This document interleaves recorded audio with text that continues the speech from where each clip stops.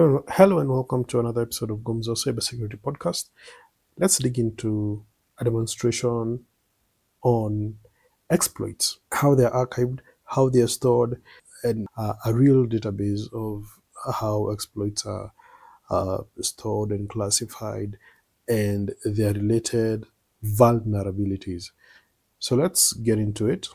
This is my Windows subsystem for Linux. I have my Kali Linux there.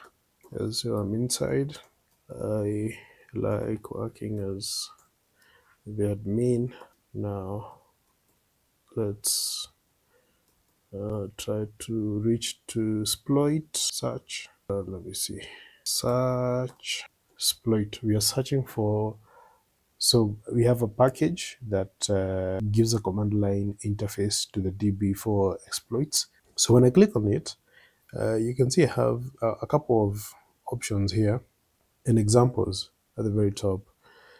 And so you can see we can search, we have such exploit, let's say such exploit Linux kernel, then you could exclude proof of concept, DOS.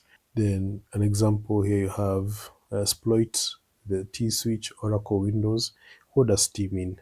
T is the title, right? Now, let's see. You can search by the name without even specifying the title. Searchsploit Linux reverse password, Searchsploit J555JQ.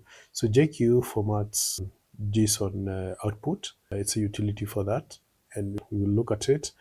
But I'm more interested in the CVE option here, CVE option, and we can look at a real exploit, a real CVE, and the exploits that have been weaponized and proven to work against that exploit, against that vulnerability. So you can see CVE here means search the common vulnerabilities and exposure value. So I want us to look at this, the search exploit, CVE, and give a vulnerability value, a particular CVE. Then what else? We can look at the J option, show results in JSON format, and then format it. But let's begin with the CVE option. Let's go, clear. So here, search exploit, then the CVE switch option, then you can give the EAS 2017, this is 0444, the SMB vulnerability for WannaCry. Now, remember in our last video, we had given an example of this CVE. Now, we had not gotten into technicalities such as now. Let us, so these are the exploits that have been recorded to have taken advantage of the SMB version 1 vulnerability. So let's see. Let's look at this Python one here, the Python one there. We want to look inside. We want to see the details. So let us map it to our drive here. We will do search exploit, then mswitch. And you can always do man exploit, exploit. And then if it's a particular, or if it doesn't allow for you to get a particular command, then you'll get the documentation for using the various switches. So here is mirror. So mirror aka copies an exploit to the current working directory. So that is what we want to do. So we want to do searchsploit m. So we're saying we are using the third one for no particular reason. So this is Windows, then remote, then 42031.py. It's a Python script. This gives you the exploit, Microsoft Windows 7 or Windows Server 2 8R2 Eternal Blue SMB remote code execution. So remember This was a ransomware we are talking about, but it propagated itself like a worm, and then it would execute a code. It would execute a payload. It would download a payload and execute it. It would then encrypt all your files, your documents, your files, and then it will give you a ransomware note demanding for ransom money for your files to be decrypted. So the path, this is where now, the exploit details are put. The code in our system, the code, the CVE is this, actual CVE 2017-0144. Then it's verified. The verified flag is true. It means it was actually, it is exploitable.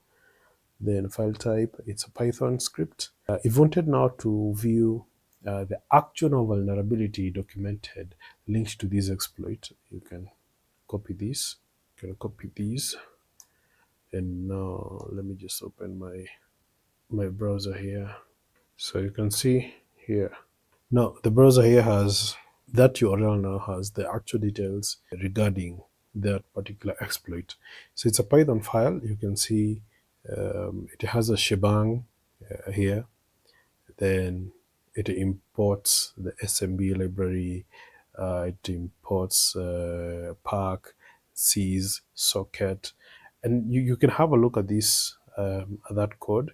You can have a look at this code slowly, appreciating how it has been written.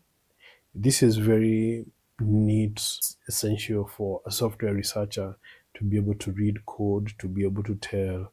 In fact, when you're doing dynamic and static sort of malware analysis, you might be forced to look inside a particular DLL, open a malware executable file, and try to see what does it stand for. How are the instructions being executed, to try and understand, even without running it, how has it been created, right?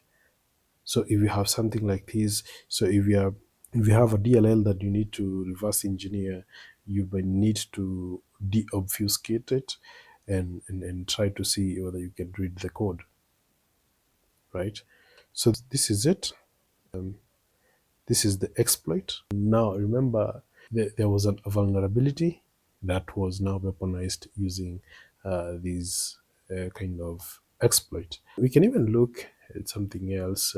Let's not just Python. Let us look at this was the one that was done in Ruby here, and we will do Windows DOS, then 41.891.rb.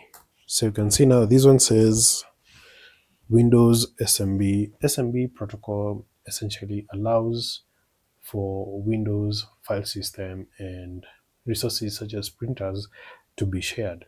So if you have a file system, you have a drive that is shared, accessed by many computers, and you drop a worm there, then if that worm is able to replicate itself to the connected machines, then you have a problem.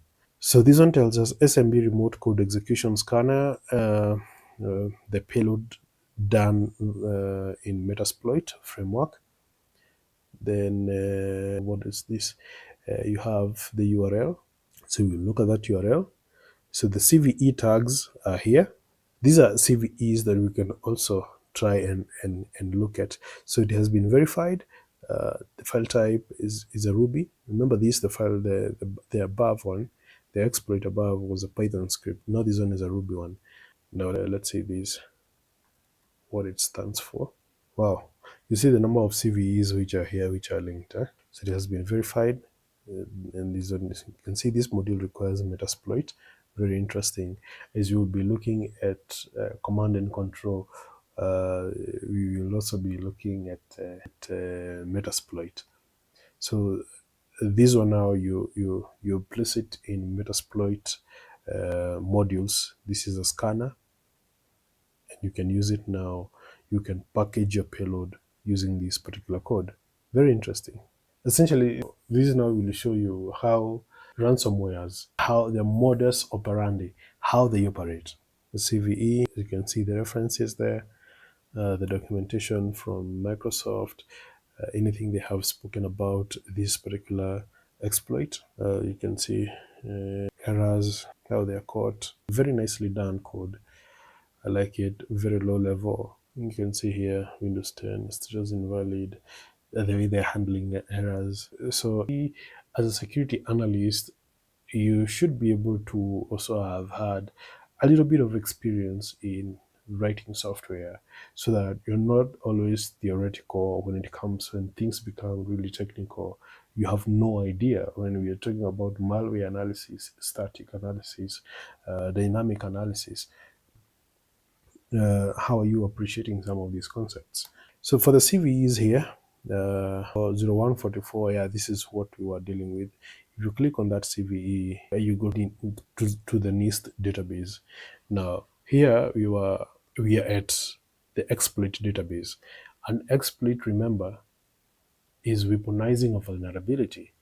So for vulnerabilities, we are being taken now to the National Vulnerability Database that is maintained by NIST, and you can see they will give you the scoring, the severity score of that vulnerability. They will give you the advisory solutions and tools, weakness enumeration, CWE. Remember, we had spoken about CWEs. And then you can cover a whole load of context relating to that vulnerability. And from an exploit, you can look at a vulnerability that is tagged and even CWE. So that's it. That is how you find information relating to exploits.